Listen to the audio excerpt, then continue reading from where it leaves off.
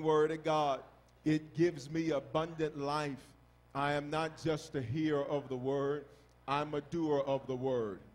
This word teaches me that I am more than a conqueror.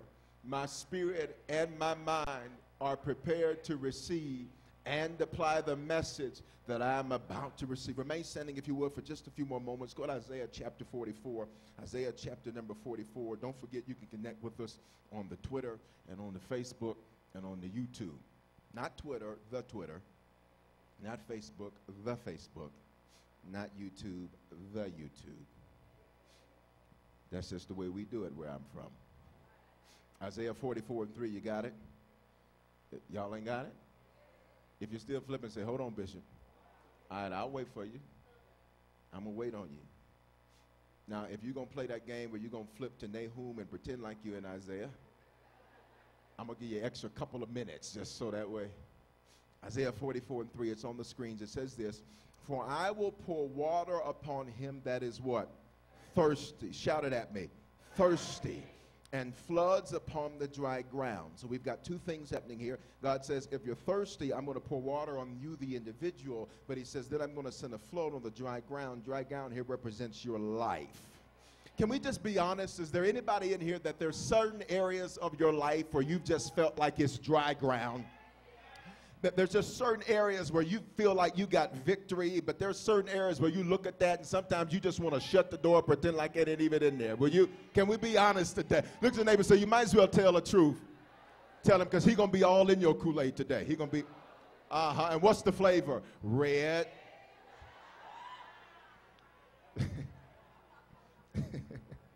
Now, for those of you that didn't get that, red is not a flavor, red is a color, so that's kind of the whole joke.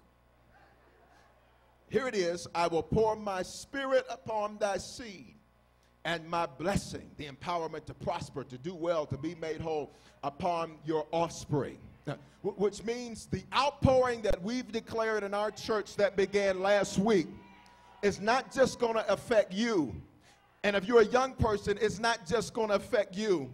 It's going to affect you and your children and your children's children and your children. And somebody said, Bishop, I don't want no kids. That's all right, but you got a niece and a nephew and a cousin them. Father, in the name of Jesus, speak in this place. Do something unusual in our midst today. We do not want to be in the house and miss the outpouring that's in the house. We honor you for it now in Jesus' name. Somebody shout hallelujah. As you take your seats, high five 2 or 3 people and tell them it's unusual. It's unusual. It's unusual. You can be seated. This series asks some questions. It asks the question, aren't you ready for an outpour of God's Spirit? It asks you the question, aren't you ready for an interruption in the business as usual of your life? It asks you, are you ready for an outpour of his love, an outpour of his power, an outpour of his joy, an outpour of miracles, an outpour of healing? It says to us that we are expecting, somebody say expecting, we are expecting to see the supernatural, and we invite you to experience it. Say, I'm not going to miss the outpouring. Now, I need to set the stage for this, and before I do that, we welcome all of those watching in the overflow of the Aurora campus. Hear me. I need to set the stage for something. Unusual things only occur in unusual atmospheres. You didn't hear what I just said. Unusual things only happen in unusual atmospheres. So today, I've come to put an interruption to church as usual. You are not just sitting there listening to me preach and teach the word to you, but you are sitting there as a vessel that God's getting ready to pour on. And that means if you got to get up and just stand and point at me the whole time, you get up and do what you got to do. If you got to run to this altar and kneel the whole time while the word is going forth, you do whatever you got to do. Unusual things happen in unusual atmospheres. And Harvest, I need this atmosphere to be unusual today because I'm expecting our God to do some. Who else is expecting some unusual stuff that can't be explained? It didn't work on Friday, but all of a sudden it's working on Monday. They were acting crazy with you last week, but all of a sudden they're favoring you this week. Shout unusual. So I need an unusual atmosphere in this place, and I suggest you check your row. If the people on your row look a little stank and look a little pickle juice baptized, then I suggest you go to the overflow or come up here and sit next to me. But you got to make sure you're sitting next to some people that want to experience the unusual, because the atmosphere is everything. Touch somebody and say, my atmosphere is too important to let you ruin it. Check your row. You better check your row. Check your row. If somebody didn't just touch their neighbor, I'm telling you, better switch seats, because you got too much you need God to do to be sitting next to somebody that acting like they don't have nothing. Are you hearing what I'm saying? So if you got to get up and shout, do it. We're normally radical at Harvest, but today we got to be on a whole nother level, because we're expecting an outpouring in our church, an outpouring in our city, an outpouring in our region, an outpouring in our state, an outpouring in your marriage, an outpouring in your family. Shout unusual. Be seated. Watch this. It is the intention of this series to ignite a thirst inside of you for more of Him, which we determined last week were His attributes and not just what He can do. It is often that we get infatuated with the things that God can do for us, but we do not get infatuated with the person nor the principles of the man that it is we're excited about what He can do for us. And so watch this, because we found out that when we thirst for Him, His attributes, what does that mean? I want to love like Him. I want to talk like Him. I want to walk like Him. I want to look at storms like Him and say, be still. I want to look at crazy folk that's talking and just not even let it get on me and just say, get behind me. You're not hearing what I'm saying. I want to be able to look at blinded eyes in impossible situations and say, be so. I want to look at dead stuff that I need to come back to life and say, come forth. I want to be able to walk the way He walked and do. Why, Bishop? Because He said, greater works than these have I done shall ye do. And so we want His attributes. But watch this. We discovered last week that when we thirst for His attributes, we get this byproduct called His benefits. When we thirst after His attributes, we have this byproduct called His benefits that come with Him. It is kind of like, y'all know the Verizon commercials where the man would show up and they'd be on their phone and they'd show up, and then all of a sudden they'd reveal all these people standing behind them, and the man would say, I got the network with me. See, when I thirst after Him, I get the network. You didn't hear what I said. When I'm thirsting after His attributes, I get everything that comes with Him, which means I don't have to seek a blessing because I got the blessing. I don't have to seek healing. I got the healer. I don't need to seek a miracle. I got the miracle worker. When I thirst after Him, I get goodness, and I get mercy, and I get blessing, and I get favor, and I get prosperity, and I get wholeness, and not just for me, but for my offspring. An outpouring occurs when the climate of your life or atmosphere of your life creates a demand on the supernatural on your behalf. Now, supernatural, or outpouring rather, means something that streams out rapidly, and it often happens suddenly, out of nowhere, unexpectedly. It can't often be explained, but it's clearly seen. I'm going to say it again. It often happens suddenly. Now, if you've never experienced a suddenly in life, that doesn't mean much to you, because maybe you're used to getting everything by toil and by labor, and that's good. But when you serve Jesus, because I seek Him and I get His network, there's some stuff that took others 5 years that I'm just convinced, because I know how to read, that it won't take me that long. There's some stuff that took others 20 years to accomplish that. Because I know how to read, I'm just convinced it won't take me that long. Why? Because I got the network. Say suddenly. Say it like you mean it. Say suddenly. It comes out of nowhere. You were one day like the woman with the issue of blood, thinking this is how you're going to die. And then the next day, you walking around talking about, I don't need that no more. One day, you on this medication and that medication and this medication and on this and on that. And then all of a sudden, out of nowhere, now all of a sudden you're here. One day you were crying about how they walked out on you and how they left you and how they betrayed you and how they did you wrong. And the next day you wake up one morning and say, you know what? I'm over it now. I can't explain it. I don't even know what happened, but I ain't even worried about that anymore.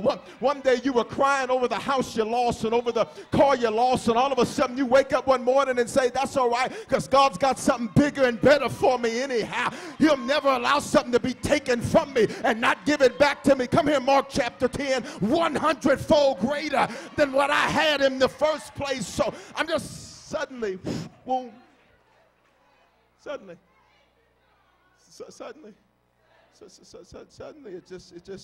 it came out of nowhere, and it can't often be explained. You can't often quantify, or you don't often possess the intellectual prowess to articulate what it is that took place. All you know is yesterday it was like that, but today it ain't like that no more. All you know is yesterday you didn't have enough to make it to the end of the month, but today all of a sudden, somehow, some way, some floodgate somewhere must have opened, because we couldn't calculate it. My calculator don't even work to figure this out. Every time I put the numbers in, it doesn't even make sense, but it just happened suddenly. And so supernatural, because an outpouring is when the climate of your life creates a demand on the supernatural on your behalf. So then we have to define supernatural. Supernatural, in its simplest form, means unusual. By definition, it means something attributed to a force beyond scientific understanding or the laws of nature. Come on, be a good class. That just means unusual. There are 5 unusual experiences that we see in the scriptures that occur based on unusual actions. The truth is, I'm not going to get to all 5. I'm probably get maybe through 2.5, possibly 3, depending on how it flows. But watch this. Hear me. You've heard this before, but I need you to let it take another meaning today. Hear me very carefully. Shh, listen. It's a secret. If you want what you've never had, you must do what you have never done. Let me talk to y'all, because maybe y'all got saved this week. This side, I've been praying for y'all. If you want what you have never had, can I tell you a secret about your life? Your life is perfectly designed to get you the results you're getting. Your life is perfectly set up to give you what you're getting. So, anybody, before I ask the next question, anybody want something a little different than what they're getting? In some area, it may not be all area, but just some area of your life. Now, if you don't want something different, then what you're saying is you've arrived. And if you've arrived, I'm just trying to figure out why you're still here.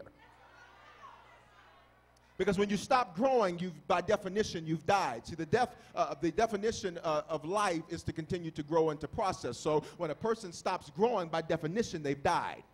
So the moment you think that life can't get any better, by definition, you're dead. The moment you think that things can't improve, by definition, you're dead. But he didn't come for us to arrive and die. He came that we might have life and life more, which means you got so much life that you're bringing other people back to life. And for some of you, that's why people at work come up to you and you're trying to figure out, I got my own problems. How you coming up to me trying to solve yours? It's because there's so much life in you that it's overflowing and it's bringing other people back to life. Here's the question. If you want something you've never had, some of you've never had abundance. Some of you've never had good relationships. Every relationship you got is like Ike and Tina. And sometimes you the Ike and sometimes you the Tina. So, for some folk, you've never had family function. Only thing you know is dysfunction. I'm just suggesting to you that maybe that's because if you keep doing what you're doing, you're going to keep getting what you're getting. But if you want something, and I'm not preaching to everybody right here, but if you want something you've never had, you're going to have to do something you've never done. So here it is. 5. I'm only going to get to 2.5, maybe 3. Now, we were here last Sunday, and we looked at it at the midweek experience as well, but I want you to flip real quick to Matthew chapter 14. If you want something you've never had, you must do what you've never done. Now, I'm going to make this very practical for you, because church folk, we like to shout about stuff like that. And we should shout about stuff like that. And somebody saying, Bishop, I don't believe in shouting. Well, then you don't know how to read. The Bible says, shout to the Lord with a voice of triumph. It didn't say speak loudly. It didn't say shout in your heart. Because if you were at the Bronco game, you wouldn't be shouting in your heart. If you're at the Nuggets game, you wouldn't be clapping in the spirit. Y'all ain't going to say nothing? Y'all going to do it like that? If you were at the Avalanche game, see, let me tell you something. Them hockey fans, they're a whole nother kind of fan. They're crazy. Y'all are crazy. Yeah, man, hockey, Avalanche! My God, no, you're going to hurt yourself, son, if you keep on hollering like that. You're going to pop this vessel right here. I see it. Matthew chapter 14, verse 22. We were here, but I want you to see this. We were here, but I want you to see this. Now, I want you to say this, because for my note takers, here's the point. An unusual step equals an unusual experience. An unusual step equals an unusual experience. It's Matthew 14, 22. Here it is. Immediately Jesus made his disciples get into the boat and go before him to the other side. I just have a question real quick. If Jesus made them get in the boat, and that was the only boat they had, how was Jesus planning on getting to the other side? Sometimes God intentionally puts you in the midst of a situation that it starts out unexplainable. It starts out confusing. Jesus said, y'all going to the other side. Now listen, Chief of Jesus Security, which was arguably Peter, because he was a little thuggy. You know, he's Chief of Security. And you need some good thugs, you know. No, I'm serious. When you're doing ministry, you need some folk that'll fight. And somebody said, Bishop, I've never been a thug. Oh, yes, you are. Let them overcharge you at the gas station. The thug in you will come out. I don't care if you white, black, tall, short, Hispanic, Asian American, Native American, Hindu American, Indian. Ladies, go by that person, figure out they charge you for two of them. The inner thug in you rises up. You don't go in there talking about, oh, blessed be the name of the Lord. No, you go in there with an agenda. Now, what's the problem? I'm just trying to figure out. Because if you ain't starting nothing, ain't going to be nothing. But I mean, it seems like you just want to be starting something. You always want to be starting something. Jesus, I'm surprised that his chief of security didn't say to him, listen, master, how you going to get over there? You told us to get in the boat and go to the other side so we could prepare the way for you to come. And you still over here with the crowd. How is it you're going to get over there? So the situation starts out unusual. It's not like Jesus could have called a boat taxi service. It's not like Jesus could have you know, called somebody with a motorboat or no. He starts out unusual. See, whenever you find yourselves in an unusual predicament from the jump or from the beginning, it's because God wants to do something unusual in the experience that you have. Here it is. Now, he sent the multitude away. Go to verse 23. When he had sent the multitudes away, he went up on the mountain by himself to pray. Then it became evening, and he was alone there. So just imagine if you're part of the 12. Jesus sent you in the first place. He's gone by himself. He's by himself. He sent you on the boat. You're getting to where he's supposed to be going. And now nighttime comes, and Jesus still hasn't shown up. But you're perplexed because you don't know how he's going to show up in the first place, because even though you heard what he said, you can't see what he's saying. So, verse 24, but the boat was now in the middle of the sea, tossed by the waves, for the wind was contrary. Can I suggest to you that Jesus, when he went up by the mountain to pray, didn't do that because he had nothing else to do? He did that because he intentionally wanted to wait until they were in the middle of the storm. He could have came out before the storm began to rise. He could have crossed the sea, and he could have gone through this same experience at a different period or point of time. He could have let them get almost to the other side where they were going before this happened. But no, Jesus says, I'm going to waste a little bit more time, and I'm going to go up to pray by myself in the evening so that not only does the storm start, but it's dark while the storm is blowing. You didn't hear what I just said. He said, not only am I going to let the storm come, but I want to wait until it's dark to where you can't even see what's really going on. You ever felt like, I'm not talking to everybody right here, but have you ever felt like there was darkness all around you, and no matter where you looked, you couldn't see a way out of this thing? You couldn't see how it was going to turn for your benefit. So Jesus says, I'm going to wait.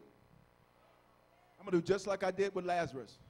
They said, listen, Jesus, if you come, then you can save Lazarus. Jesus said, no, I'm going to wait. And then later on, the lady said, listen, if Jesus said, you come, then my brother wouldn't have died. Jesus said, I'm glad he's dead. Jesus said, I'm going to wait till you're in the middle of it, and I'm going to wait until it's dark to where you don't have no other option. But the boat was now in the middle of the sea, tossed by the waves. Y'all still with me? For the wind was contrary. Now in the fourth watch of the night, Jesus went to them walking on the sea. And when the disciples saw him on the sea, they were troubled, saying, it's a ghost. What's interesting is they weren't troubled by the storm that had the potential to shipwreck them. They were troubled by Jesus that they saw coming toward them. Sometimes when Jesus is coming at you to save you, it's going to look scary to you. Because he doesn't always show up the way you want him to show up. Sometimes you want him to show up like a knight in shining armor, but sometimes he comes like a thief in the middle of the night. Sometimes you want him to show up like a prince, but he shows up like a frog. Sometimes you want him to show up one way, but he comes another way. So now they're troubled, not because of the storm, not because the boats being tossed to and fro. They say it's a ghost, and so they cry out for fear. But immediately Jesus spoke to them, saying, listen, cheer up, man. Relax. Woosa.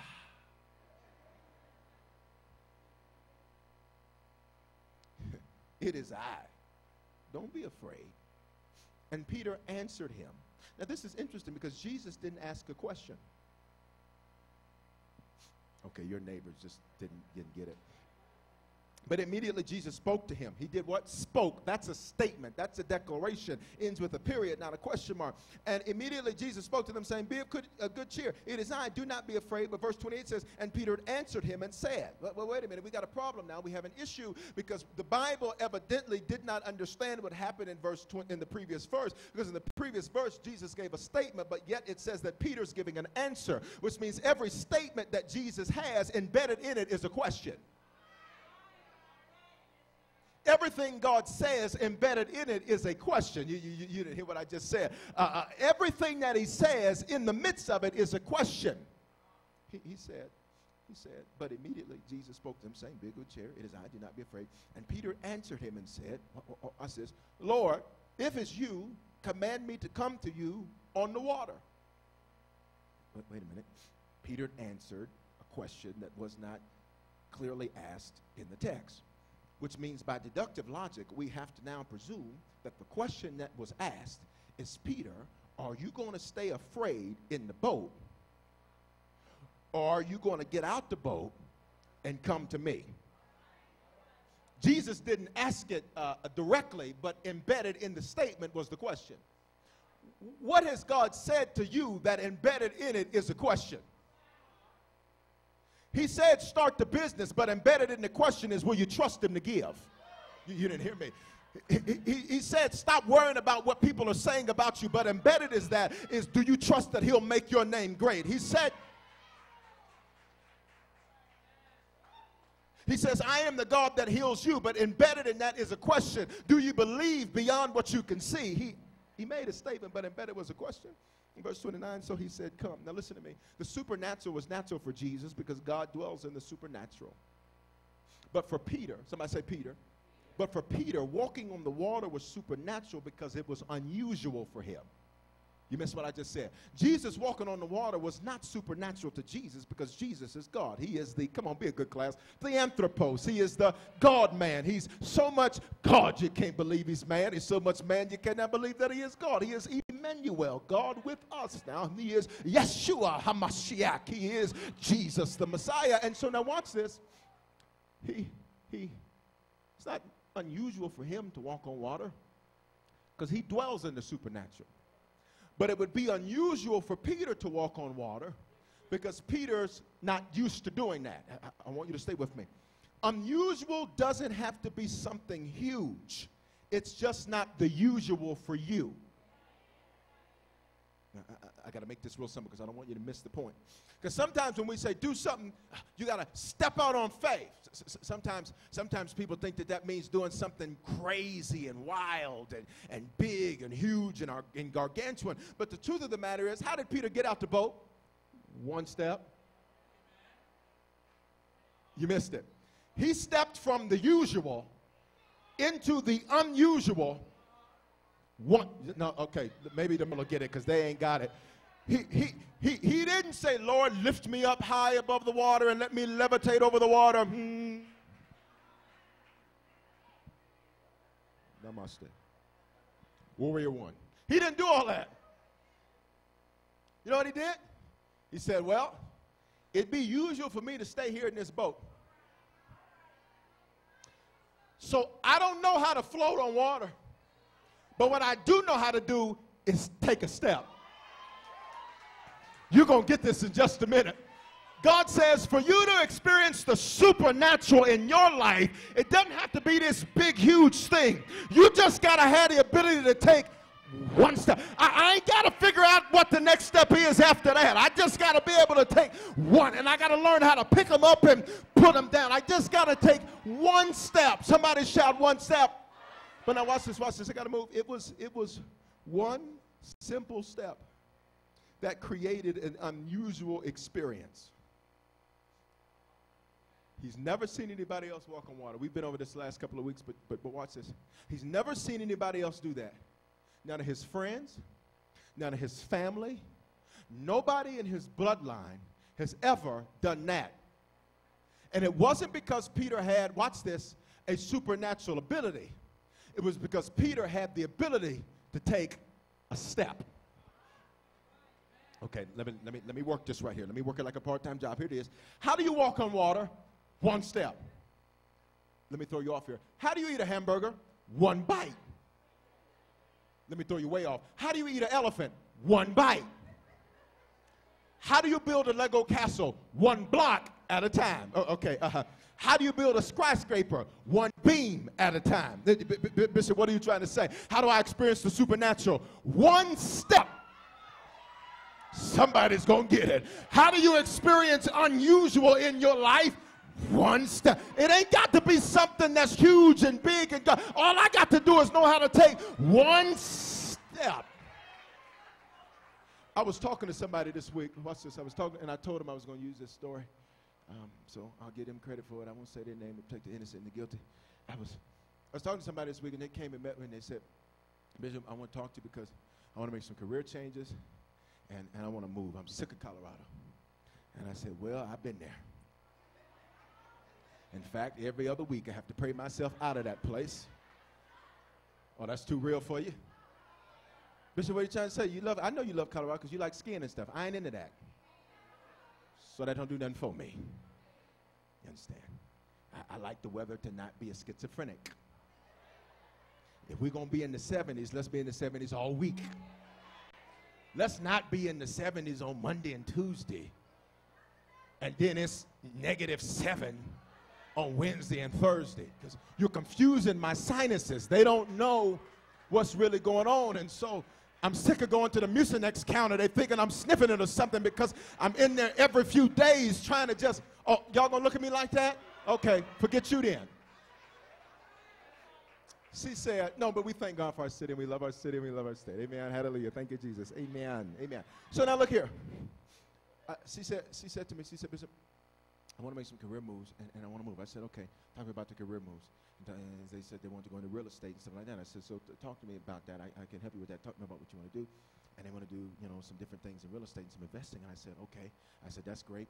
And I said, now tell me about the move. Well, I just want to get out of Colorado. And they said, because I want to just experience somewhere. And they said, Bishop, I really, you're from the South. And they said, I just want to experience the South. I said, well, now the South is a whole nother thing. I said, because it's a different world than here because, see, and there's two different things. See, are you talking about the South or the country? Because those are two different things. See, because you could be from Colorado and be country. But being from the South, those are two different things. So I said, so what is it you want to do? And they said where they wanted to move to the South, and it was somewhere in North Carolina. And I said, okay, great. So I said, tell me about North Carolina. And then the real truth came out. They said, well, Bishop, I just heard that the quality of man there is better. And you know, the Southern hospitality. And, why y'all looking like that? Okay, now, don't be judging nobody. That's nice. You found yours here, but everybody, you know, come on now. Don't be looking like, oh my God. I mean, come on now. What's the point? I said, okay, and they explained this, and they said, you know, and this and that, and this and that. And I said, well, tell me this. I said, tell me, you want to do real estate, you want to do all this. Tell me about, you know, there. And I said, tell me about how many people live there. Tell me how many people do this. Tell me about the foreclosure rate. Tell me about the occupancy rate in the city you want to be in. Tell me about the DMA, or the MDA, excuse me, the Metropolitan Distribution. Tell me about the area. Do you know anything? They said, well, no, I really don't know nothing about the area, nor do I know anything really about here. I said, so wait a minute. You want an experience in another place because you think it's better than where you're at, but you don't know nothing about there, and you don't know nothing about here. So I said to them, watch this, I got to move because I got to get to 2.5. I got to move. So I said, so let me ask you something. I said, where do you live? And they were, you know, telling where they live. And I said, oh, okay, that's okay. I said, okay. Trying to be real good right in here. I said, okay. I said, that's good. I said, but now you want to be an entrepreneur, you want to be successful, you want to do all these things. And I said, but could it be that the zip code you live in is not conducive? Because every time you get up, you don't see where it is you want to go, but you see where it is you want to escape. So watch this. I'm going to get to one step. I'm going to make it make sense in just a minute. I'm going to work it like a part-time job. Here it is what I said. So I said to her, I said, so daughter, I said, listen to me. I said, listen very carefully to me. I said, how far do you live from where you grew up? And she responded, oh, about 8 minutes. I said, so wait a minute. You still live at home. Bishop, what do you mean? Bishop, what do you mean I still live at home? I said, because what you're saying is you want a new experience. The problem is you put yourself in an atmosphere of an old experience because you still live a stone's throw away from home. So I said, you're willing to now take this huge gargantuan step to move to the South, which I'm telling you is a whole nother animal. And if you're not ready for it, you're not ready for it. We do things a little different. Like say hi to people. You know, just simple stuff, not big stuff. Like say good morning, how you doing? Be encouraged. Thank the Lord for you, you know. I said, could it be that the only step you need to take is not a step of uprooting your family and moving across the country, but could it be that the step you need to take is going to another zip code that doesn't remind you of where you grew up? You're missing what I'm saying, Bishop. She wanted to take this huge, big old leap way over there with bad information, but the only thing she needed to do was take one step right here to change her atmosphere. What are you trying to say, Bishop? For some of you, you're thinking you got to do this big old huge thing, and the only thing you need to do is just take one step. See, did you get it? Did you get it? Did you get it? What simple step do you need to take that will make all of the difference? You think it's a big thing, and I'm not saying it's not a big thing, but I'm just saying sometimes the first thing is a small thing, a simple thing. You want to do this huge thing, but you don't even do the simple things. You're ready for a divorce, but you're not even nice.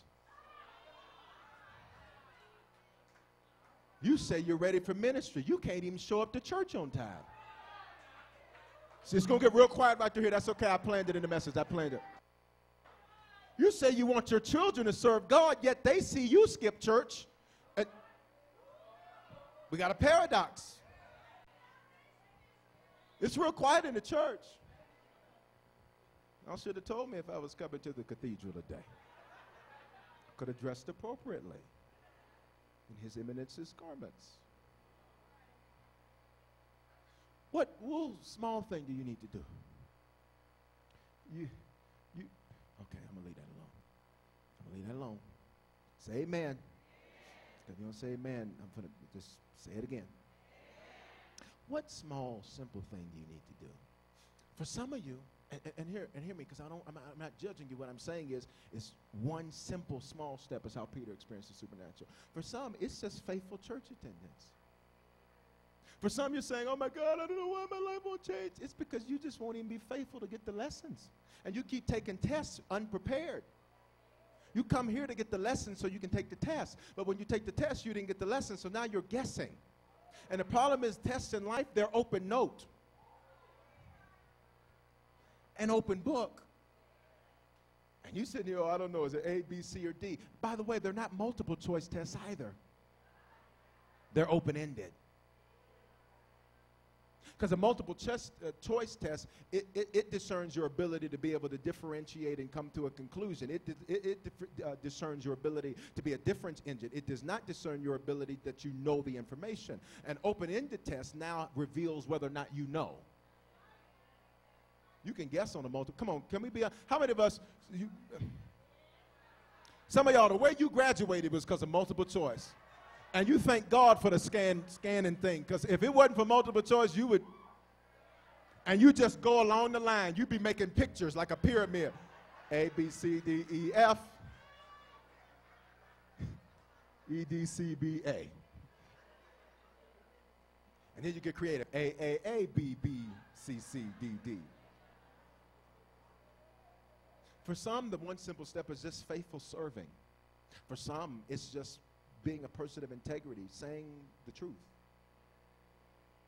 Saying, God, I don't know why I don't have good relationships. Maybe it's because you lie in those relationships.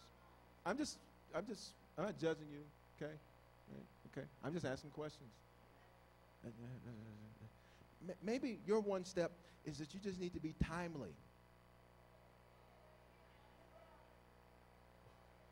Okay, so since you ain't gonna say nothing, y'all can forget the clock. Turn the clock off. I ain't studying the clock. I'm going to take my time right here. How are you late everywhere all the time? And you always got a good reason, though. Ooh, the traffic.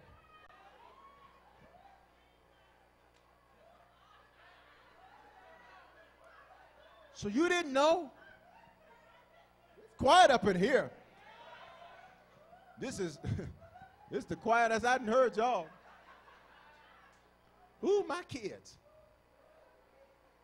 So did you just have them? Because you knew it takes a long time to get them dressed. You've been knowing that for years. Why are you acting like it's brand new information? It's real quiet right in here. Evidently, I'm all in your business right there. And then you'll make it spiritual. I was late because I was praying. Now, I'm going to tell you how that's not true. I'm going to tell you how that's not true, because if you were praying to him, he would have told you, shut up and get there on time. Talk to me once you get there. Bishop, how can you say that? Because what you're saying violates the principle of the scripture. Because when you agree to be somewhere at a certain time, you created a covenant or an agreement. When you break the time you said you'd be there, you've now committed adultery. Adultery has nothing to do with sex with someone else. Adultery means to break your covenant. So when you said, I'll be there at 8:30, and you got there at 8:45 and didn't even have the audacity to apologize, you committed, okay.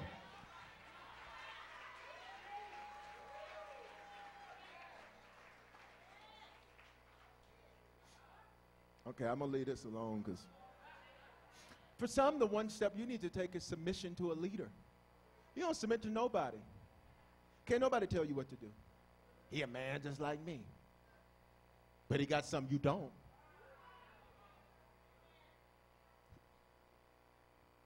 I ain't got to listen to nobody.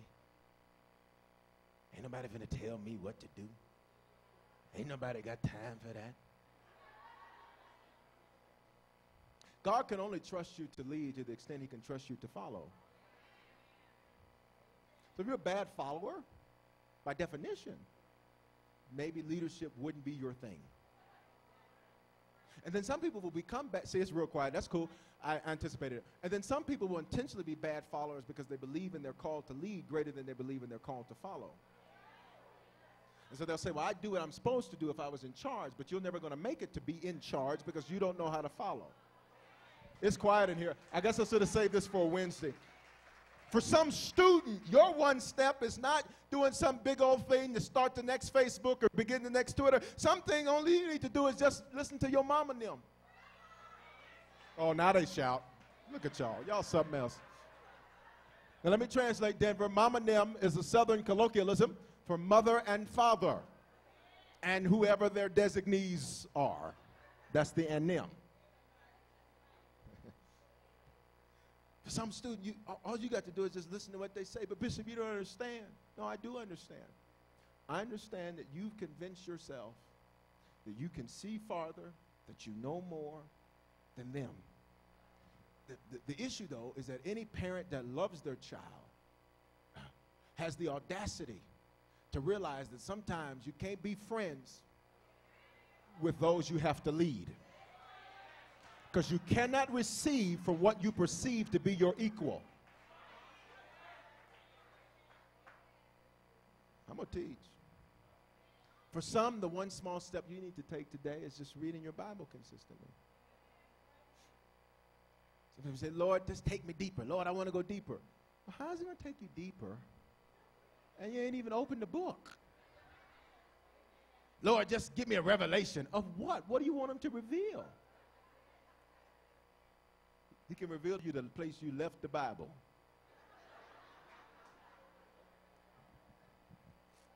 Now, I'm not beating you up. I'm just saying, say one small step. Peter took one step. It was simple. But it took him out of the usual into the unusual. Are you hearing what I'm saying? One small step. For some, that's listening to the CDs of the teaching. It's just one step. Because sometimes you feel like, God, I can't hear you. I can't hear you. Pop him in. Take it over. There he is. For those of you who don't know what that is, that's the jingle on the CDs, but when the CD starts. Or the old one. It's a new one now, but that's the old one. Say one small step. Here it is. Here it is. I told you maybe 2.5. An unusual step equals a what? Unusual experience. What simple thing can you do? You're saying, God, I need you to do this. But what can you do to take one simple step? One simple step. One simple step. Here's the second one, and I don't know if we'll get further than this. Say unusual. Say it again. An unusual offering equals an unusual opportunity. I want you to see this. This is going to blow your mind, and I'll probably run off the stage at some point. At that time, they will come and render a selection. 1 Kings chapter 3. You got it? No, you ain't got it. I just told you to flip it. 1 Kings chapter 3, but somebody's getting ready to say, I got it. 1 Kings chapter 3, verse 4. 1 Kings chapter 3, verse 4. Who wants the unusual in life? Listen, you don't want to be average because everybody's doing that. You don't want an average family. You don't want average kids. You don't want average finances. You don't want an average marriage. You don't want an average life. God didn't create you for average. You mean to tell me he died and went through all of that for us to have average? Oh, no. The devil is a lie. Anybody else saying that? 1 Kings 3:4, you got it? Now the king, talking about Solomon here, now the king went to Gibeon to sacrifice there. But that was a great high place. Solomon, who's the king, offered 1,000 burnt offerings on that altar. Next verse. At Gibeon, the Lord appeared to Solomon in a dream by night, and God said, read it with me, ask, what shall I give you? You already missed it. You already missed it. Say unusual.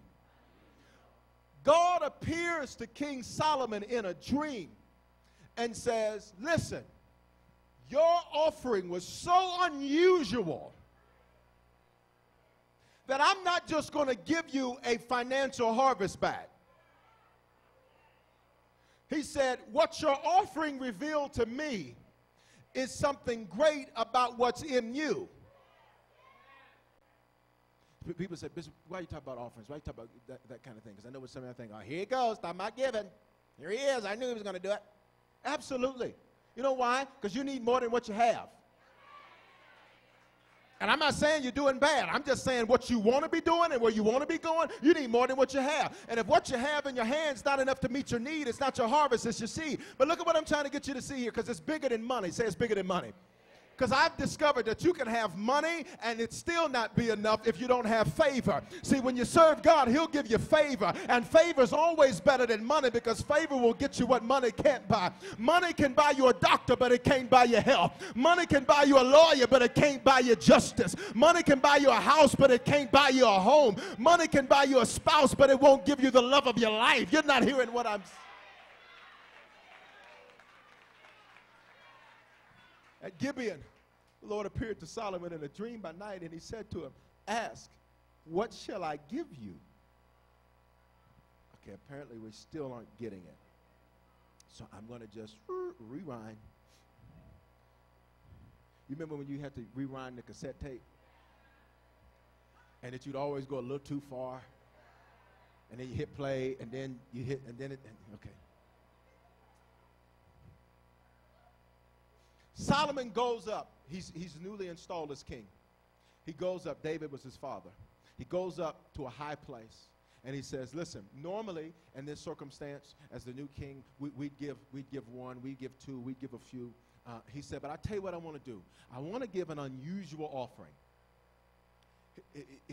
Watch this. He said, I want to give an unusual offering. So he said, I tell you what, I know we normally do this amount. He said, but I tell you what I want you to do. I want you to give 1,000 burnt offerings. Okay, now somebody said, Bishop, what is a burnt offering? A burnt offering was literally where they would skin the animal, and the skin would be given to the man of God as a first fruit, and the rest of the animal would be burned. And literally the word there in Hebrew is olah, which means the smell would ascend to God, because in that time that was the ritualistic application of redemption, offering, and those kinds of things. Now, Bishop, what are you trying to say? Throughout the Bible, we see this connection between unusual opportunities and unusual offerings. And your giving is important because it reveals what's in your heart. Jesus said, wherever your treasure is, that's where your heart is. So check this out. It would be the equivalent today of us giving a $1,000 offering. Check this out. But Solomon gave it as a child. Hear me. Watch this.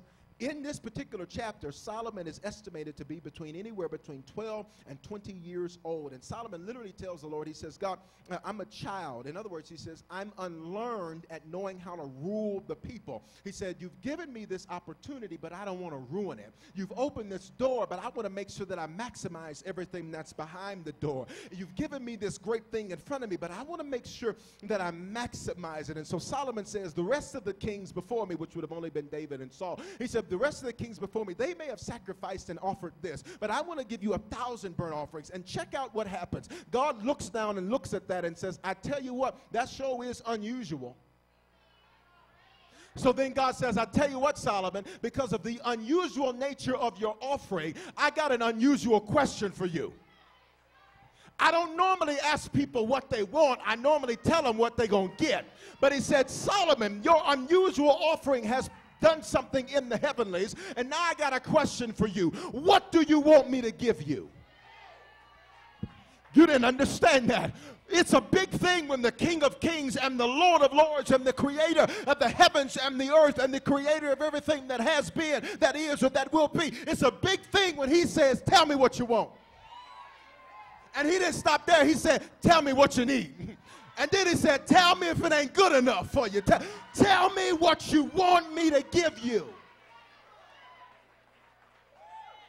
It's one thing for your boss to say, tell me what you want. It's one thing for your spouse to say, tell me what you want. It's one thing for your children to say, Mama, what you want for your birthday. It's one thing for your children to say, Daddy, what you want for Father's Day. It's a whole nother thing for the God. It's a whole nother thing for the God of the universe to say, tell me what you want. Some of us, we're not getting past that because that seems so incredible. God said, ask, what shall I give you? And notice, because I don't want you to get the impression that God's like a genie in the bottle, and if you rub him the right way, he'll come out. Here's what I want you to see, though. He said, ask me what you want, and I'm going to give it to you. Can y'all read the King's English? Okay. He said, Solomon, your daddy failed me. I loved him, but he didn't accomplish everything he was supposed to accomplish. And it's not because he was a lesser man or anything. It was because you had the faith to give an unusual offering, which has created for you, Solomon, an unusual opportunity. Ask me what you want, and I'm going to give it to you. Now, how many of us can be honest that if we got a question like that from God, what would you say? Come on, talk to me. What would you say? See, that's all you would say. Woo! We wouldn't even know what to say if God was like, tell me what you want. God, dog. Do I have to tell you right now? Can I take a few moments to figure out what I want? Hold on, God. Let me go get my targeted prayer list. It's because it's unusual. You're not hearing what I'm saying. But if you'll have the faith to give God an unusual offering, then he's got the ability to ask you an unusual question. It ain't what you qualify for. It's not what you deserve. He said, tell me what you want.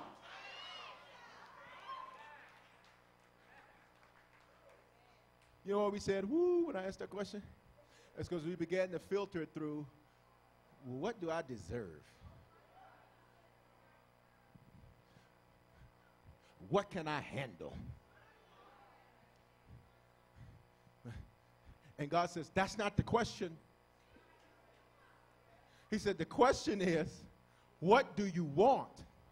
And can I tell you the answer? And I'm only going to be able to get through this one. I wish I could get to the third one. It depends on how y'all press and push me and expect. Watch this. Here it is. Here it is. Solomon then says, I tell you what I want, God.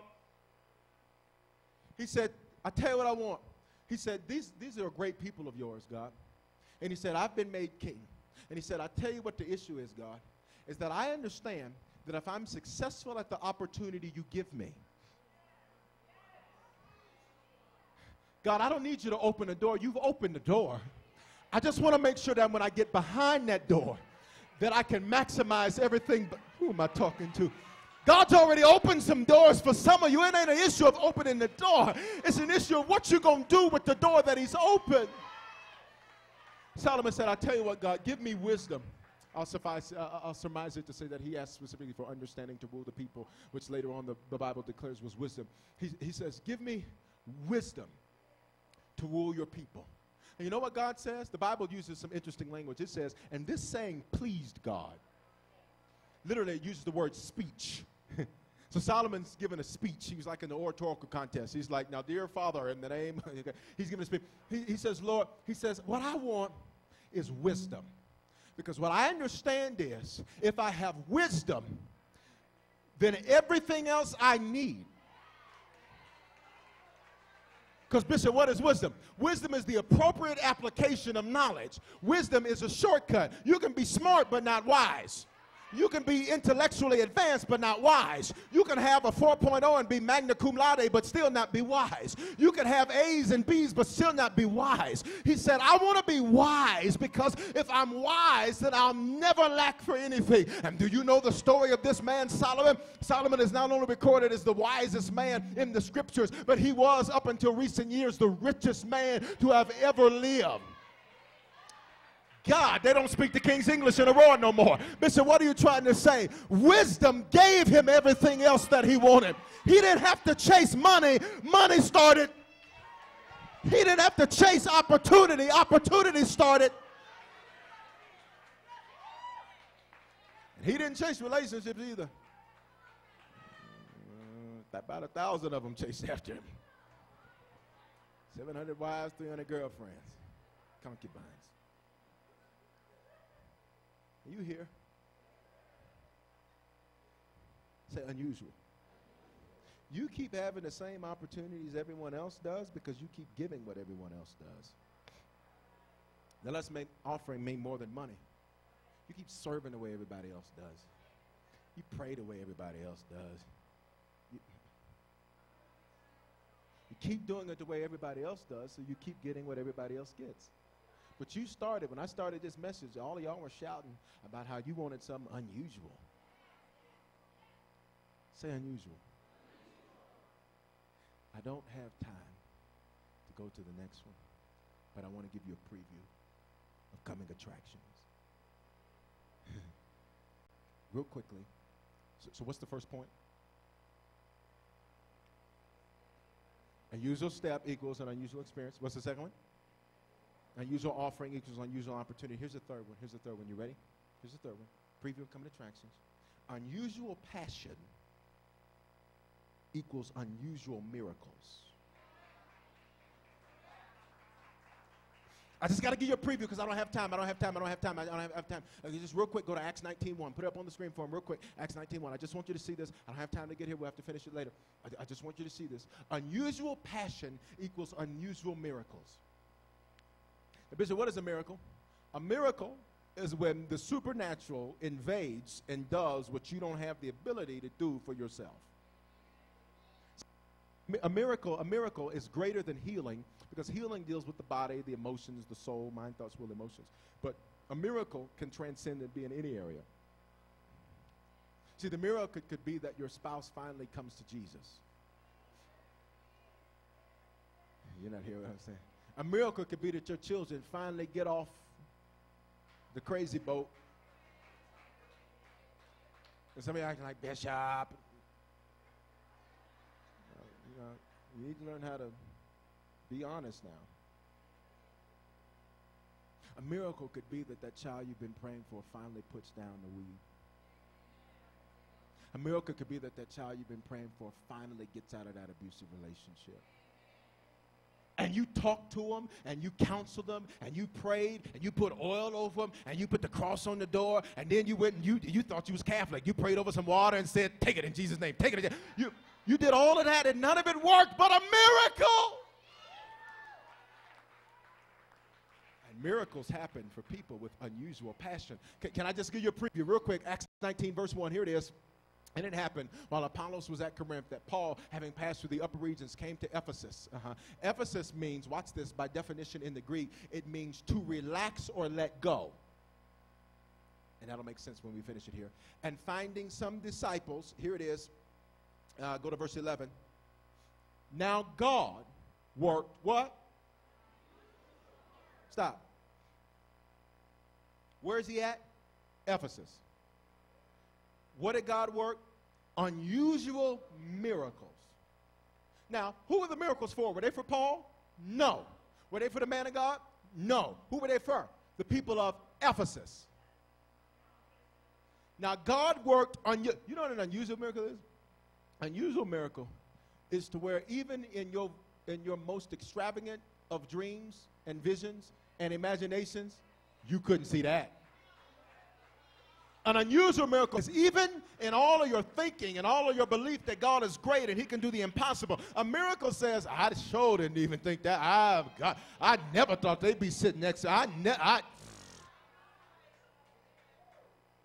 the Lord worked unusual miracles by the hands of Paul. Check out verse 12.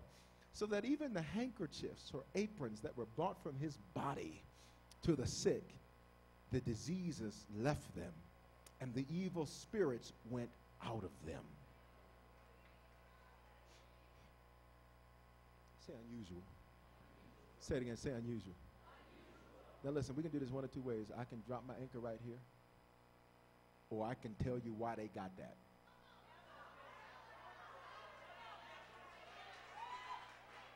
I just need to know how much time I got.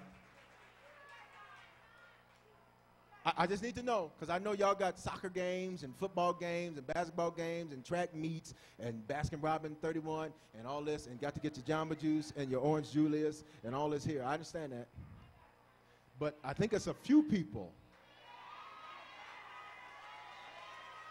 that say, I need an unusual miracle. I can't wait till next Sunday. I need it this week, so I just need to know. Let's ride. Go to Revelation chapter 2. Go to Revelation chapter 2. If you got to go, we love you. Drop your offering off before you leave now. Revelation chapter 2. Now, you just learned about unusual. No. Okay, watch this. Revelation chapter 2. I'm going to get you out of here. Revelation chapter 2. I got to get you out of here. But I just need you to see this, because somebody needs a miracle this week. Somebody needs a miracle this week. You can't wait until next Sunday to figure out how they got this. You need to know now. Some of you, if God don't move by Tuesday morning, it's over. It's done. It's through. So watch this.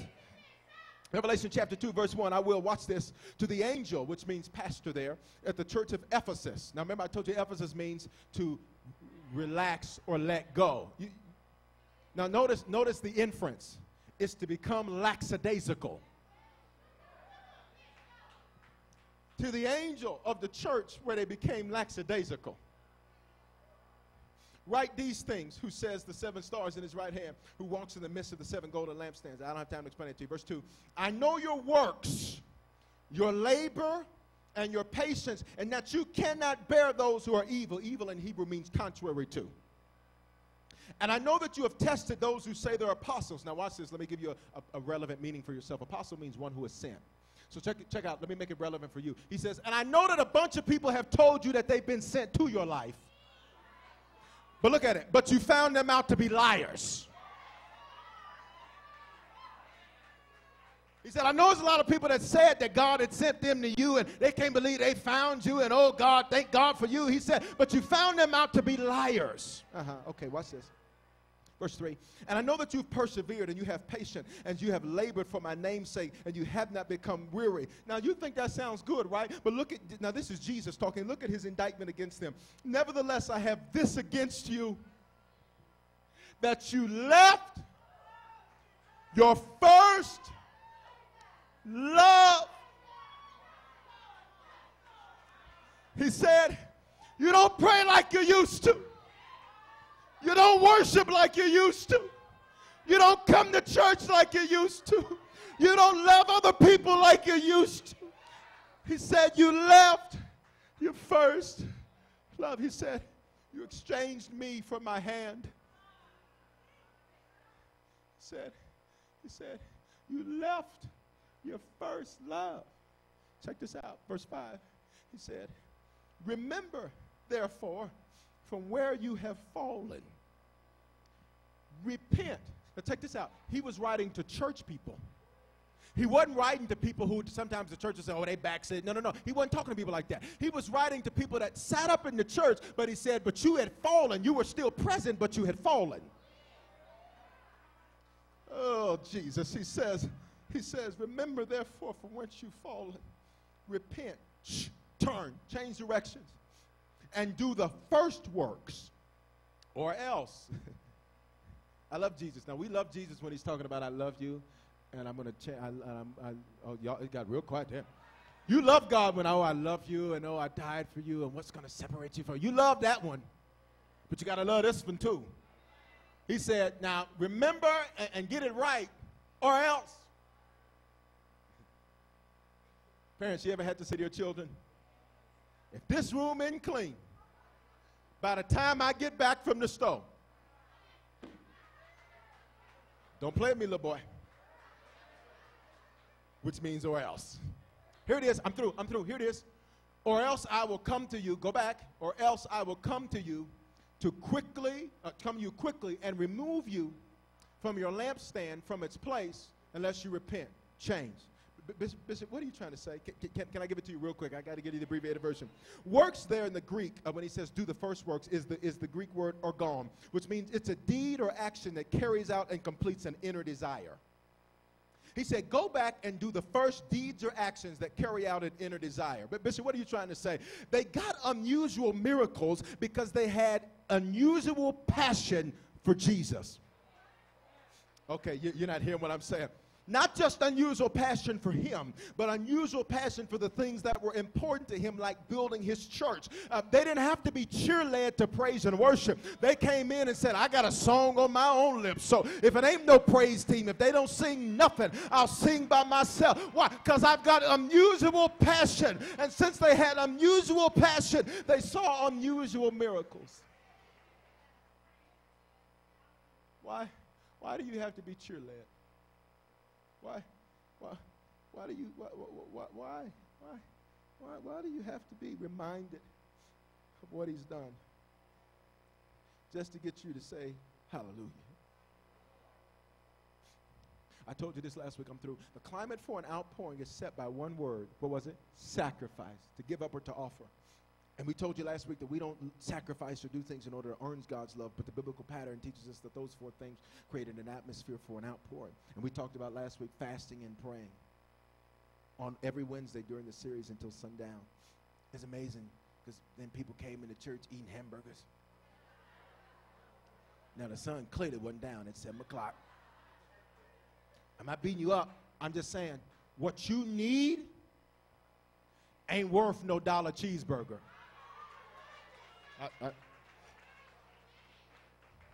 We talked about sacrificial giving. We talked about praise and worship out of your comfort zone. We talked about repentance. Check this out. Look at me. Look at me. Paul goes, he works unusual miracles to where God says, I'm going to anoint the handkerchiefs. Get that to somebody, and it'll heal them. The only place the Bible records this happening is in Ephesus. But when Jesus is writing to the church at Ephesus, he says, I tell you my problem with you is that I did unusual miracles for you because of your unusual passion for me. But you left it. What happened to the day where you would just say, God, for you I live. God, for you I die. What happened to the day we used to say stuff like this? We used to say stuff like this. But what happened to the day when we say, God, if you never do another thing? And I'm not saying that because I don't want you to do something else. I'm just letting you know if I add up what you've done.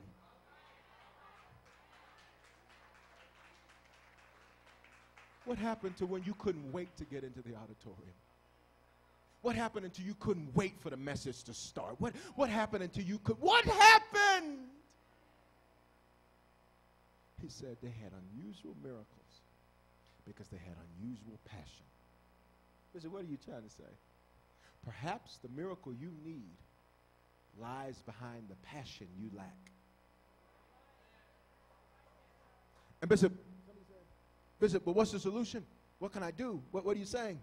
What I'm saying to you is we got a few more minutes in this worship experience. What I'm saying to you is forget all about your neighbor. Forget all about who's sitting behind you. Ladies, forget all about your weave.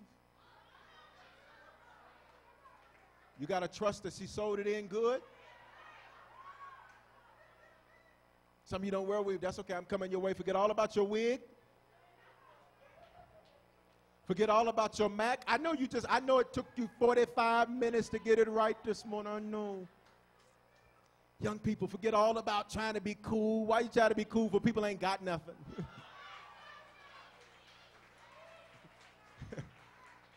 If I'm going to change who I am, you at least better have something for me to get. I mean, come on now. I'm just saying. We got a few minutes left. And I don't know about you, but I'm going to have unusual passion. Somebody said, Bishop, but a lot's going on in my life. But you don't get it. You don't get it. You don't get it. Passion produces miracles. How did the woman with the issue of blood get there? Because she had passion to keep on pressing. How did blind Bartimaeus get healed? Because he said, come on, Jesus, come on. And they said, shut up. And he said, you shut up. You don't know what I need.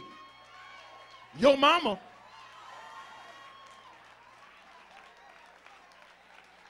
I just need